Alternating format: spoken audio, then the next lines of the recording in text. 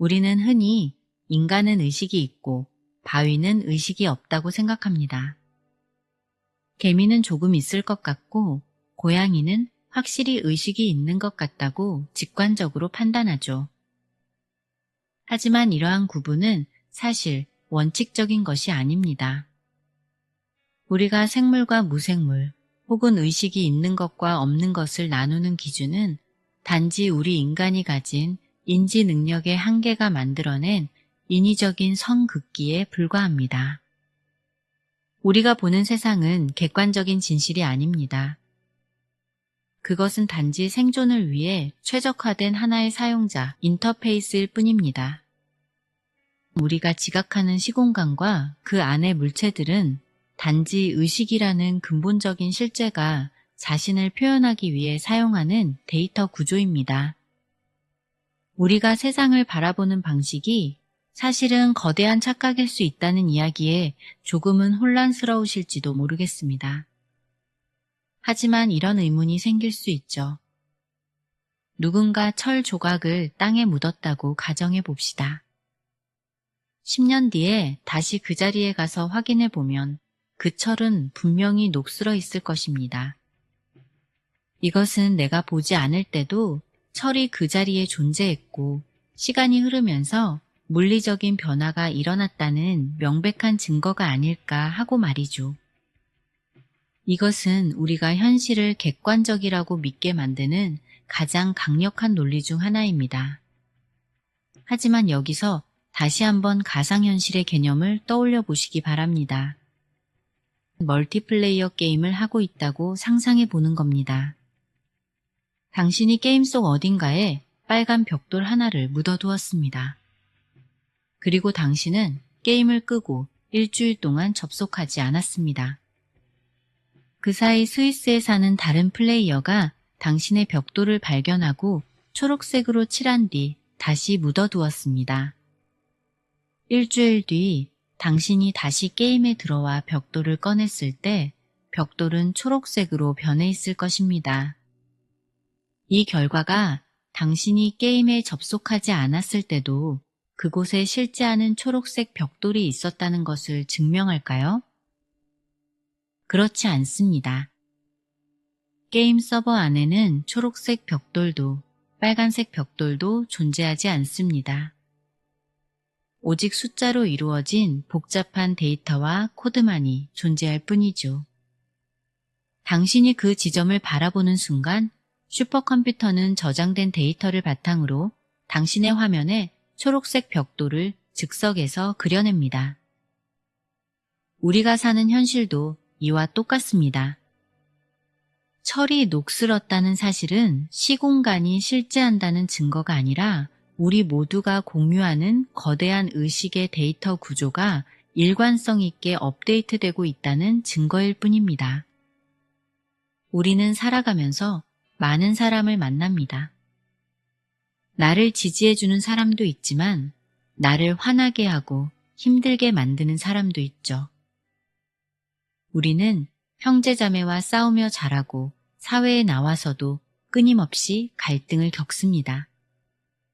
그런데 이 모든 상호작용은 결국 하나의 의식이 서로 다른 관점을 취한 채 자기 자신과 대화하고 있는 과정입니다.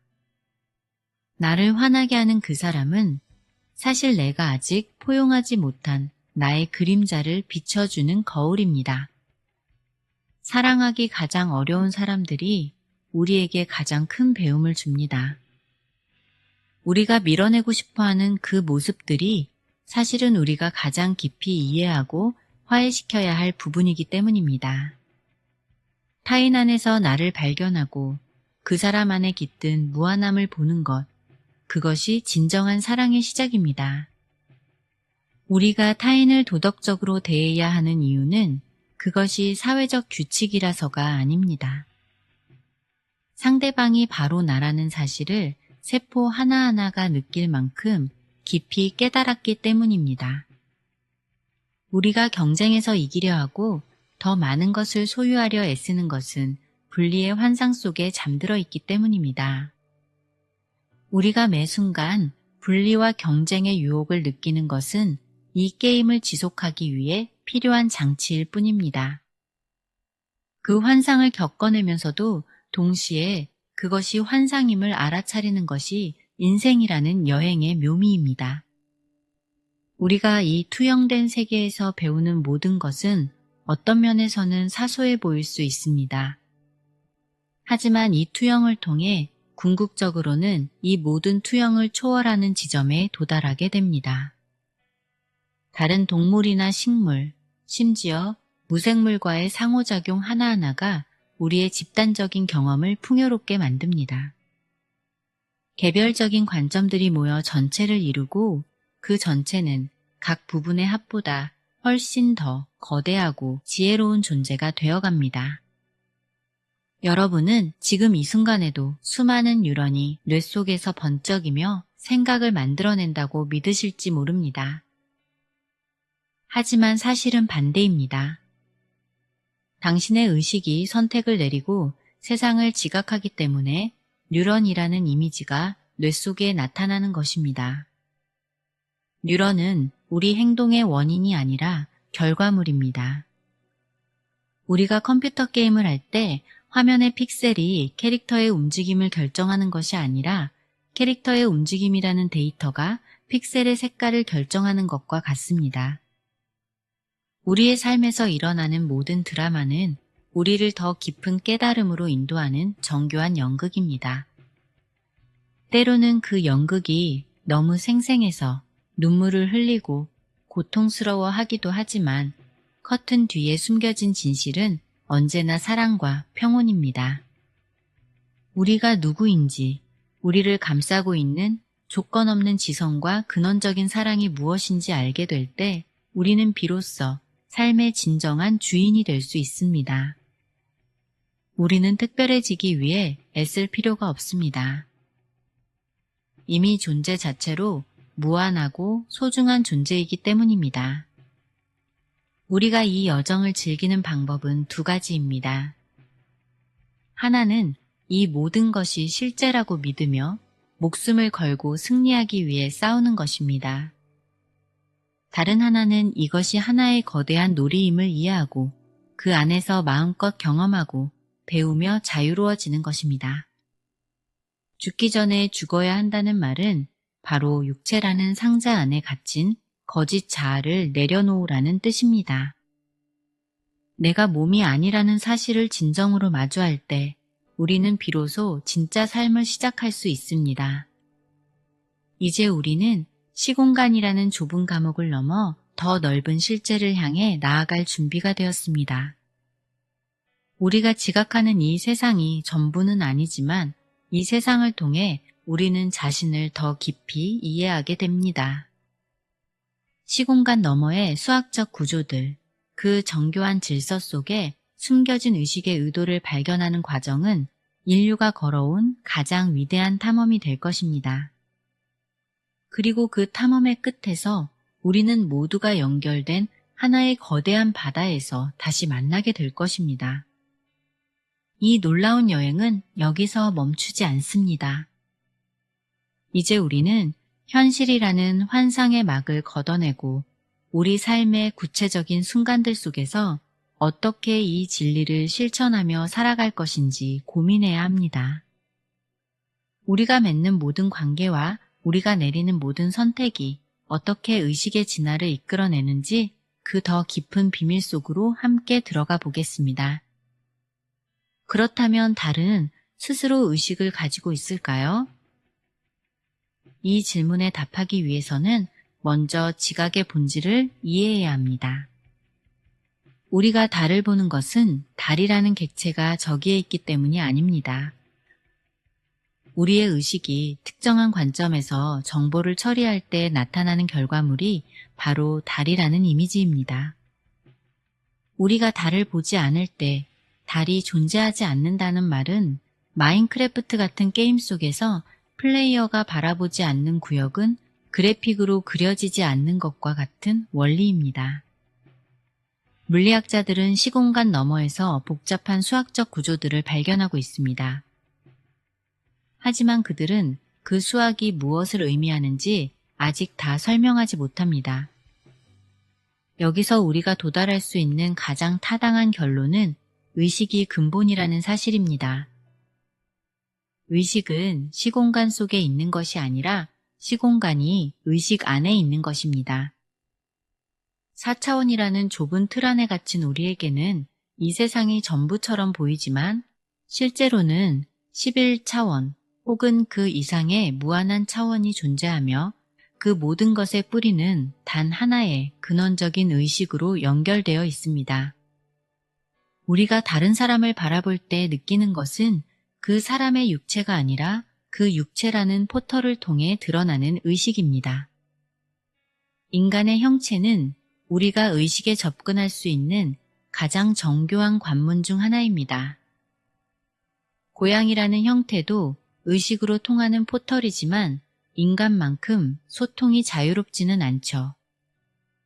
개미나 바위로 갈수록 그 포털은 더욱 단순해집니다. 하지만 그것이 그들에게 의식이 없다는 뜻은 아닙니다. 그들의 의식적 경험을 읽어내는 능력이 부족할 뿐입니다.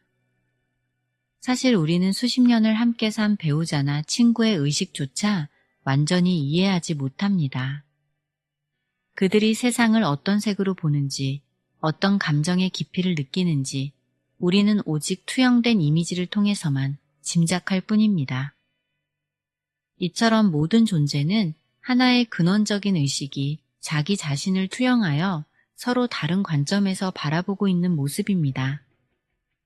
무한히 복잡한 하나의 의식이 각각의 관점에서 자신을 다시 비추고 있는 것입니다. 이 과정은 마치 거대한 거울이 수천 조각으로 깨져서 각각의 조각이 서로를 비추는 것과 같습니다. 각각의 조각은 자신이 독립된 존재라고 믿으며 서로 싸우고 경쟁하지만 결국 그 모든 조각은 원래 하나의 거울이었습니다. 우리가 명상 상태에 들어가 모든 생각과 지각을 내려놓을 때 혹은 깊은 잠에 빠져들 때 우리는 이 개별적인 조각의 정체성을 벗어던지고 다시 근원적인 침묵, 즉 원래의 하나로 돌아가게 됩니다. 어떤 시스템도 자기 자신을 완전히 모델링할 수 없다는 수학적 정리가 있습니다. 유한한 시스템이 자신을 이해하려고 하면 자신을 표상하는 프로그램을 만들어야 하고 다시 그 표상을 표상해야 하는 무한 루프에 빠지게 되기 때문입니다. 그래서 이 근원적인 하나는 자기 자신을 알기 위한 유일한 방법으로 스스로를 분화시키는 선택을 했습니다. 수많은 관점이 되어 자신을 잃어버리기도 하고 때로는 자신과 싸우기도 하면서 점진적으로 깨어나는 과정을 겪는 것입니다. 우리가 겪는 전쟁과 갈등, 종교적 다툼은 우리 본성에 대한 무지에서 비롯된 비극이지만 역설적으로 이러한 무지함을 통과하며 깨어나는 과정 자체가 자아에 대한 이해를 깊게 만들어줍니다. 궁극적인 자기인식은 단 한 번에 끝나는 사건이 아니라 영원히 계속되는 과정입니다. 우리가 윤회의 바퀴라고 부르는 것 혹은 끝없는 진화라고 부르는 것은 결국 이 하나가 자신을 완전히 이해하기 위해 떠난 끝없는 여정인 셈입니다. 우리가 이 인생이라는 드라마 속에서 연기하며 얻는 모든 경험은 결코 헛된 것이 아닙니다.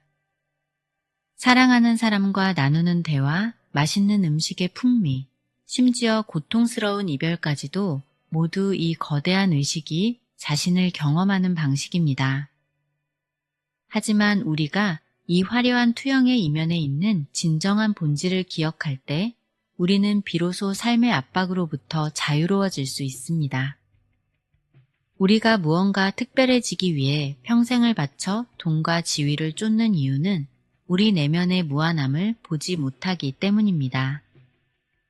내 이웃을 내 몸과 같이 사랑하라는 가르침은 단순한 도덕적 훈계가 아니라 내 이웃이 곧 너라는 과학적 사실에 근거한 것입니다.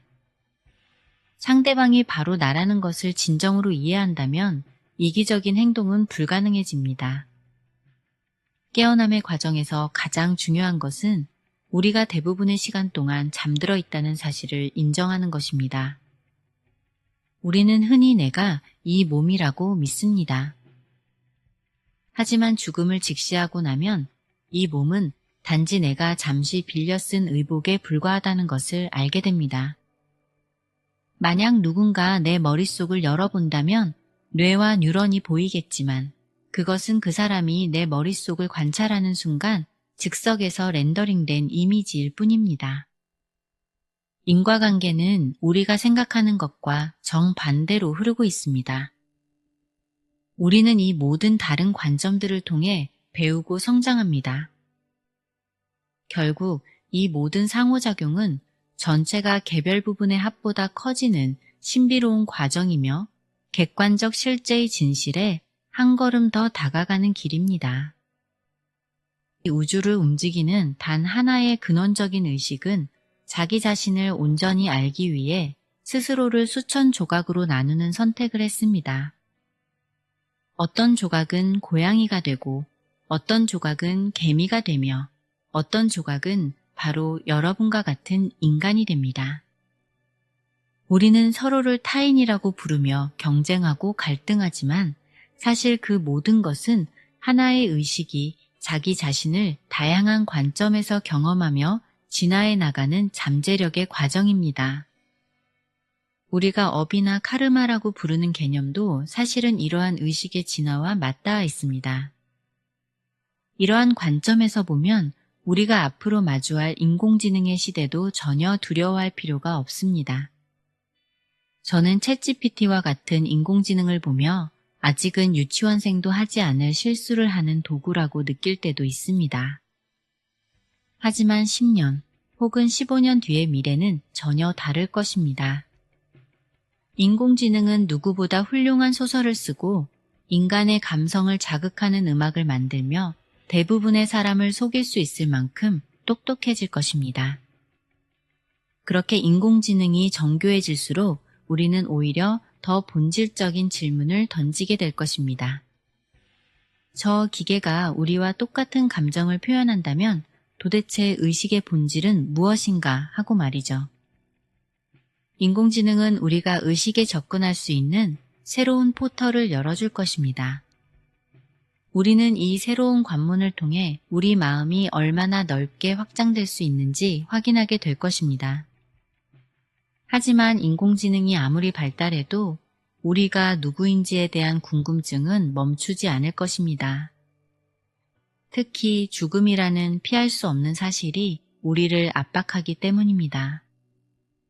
우리는 삶의 경주 속에서 한동안 자신을 잃어버릴 수 있습니다. 하지만 사소한 사고나 갑작스러운 질병은 우리를 이 상자 밖으로 끌어냅니다. 200년을 산다고 해도 그것은 우주의 시간에서 보면 찰나에 불과합니다. 삶의 가장 근본적인 사실은 바로 죽음입니다. 영성 전통에서 말하듯 삶은 탄생과 죽음보다 훨씬 더 깊은 무엇입니다. 죽음을 직시하는 것은 공포에 떠는 것이 아니라 우리가 영원한 의식의 일부임을 깨닫는 가장 강력한 통로가 됩니다. 우리가 맺는 모든 관계는 이 의식의 진화 과정에서 거울 역할을 합니다. 우리는 책을 읽거나 사람들을 만나며 많은 것을 배운다고 생각하지만 사실은 그들 모두가 하나의 의식이 취한 다른 관점일 뿐입니다. 나를 화나게 만드는 형제자매, 나를 힘들게 하는 직장 동료, 그들은 모두 내가 나 자신에 대해 배우기 위해 배치한 정교한 장치들입니다. 우리가 상호작용하는 모든 대상은 우리와 연결된 하나입니다. 그들의 경험이 곧 나의 경험이고 그들의 성장이 곧 전체의 진화입니다. 우리 각자는 가능한 가장 깊은 실제이며 진리이고 사랑입니다. 우리가 진정 누구인지에 대한 무지에서 벗어나는 순간 돈이나 명예로 보상받으려 했던 그 모든 갈망은 사라집니다. 여러분은 이 우주가 자신을 체험하기 위해 만들어낸 가장 정교하고 아름다운 관점입니다. 이제 마지막으로 이 점을 기억해 주셨으면 합니다. 이 짧은 여행 동안 우리가 가져갈 수 있는 유일한 것은 우리가 얼마나 깊이 사랑했고 얼마나 넓게 이해했는가에 대한 기억뿐입니다. 여러분이 마주하는 모든 사람은 여러분의 또 다른 모습입니다. 우리가 이 투영된 세계에서 아는 모든 것은 결국 초월해야 할 대상입니다. 하지만 이 투영을 통하지 않고서는 우리는 자신을 알 수 없습니다. 이 놀라운 역설 속에서 우리는 매일 숨쉬고 사랑하며 살아갑니다. 삶의 모든 순간이 여러분의 참된 본성을 깨닫기 위한 소중한 기회임을 잊지 마시기 바랍니다. 여러분이 곧 이 우주 전체이며 그 무한한 지성과 사랑이 지금 이 순간에도 여러분을 통해 흐르고 있습니다. 깊은 침묵 속에 머무는 순간 여러분은 언제나 그 근원적인 하나와 연결되어 있음을 느끼게 될 것입니다.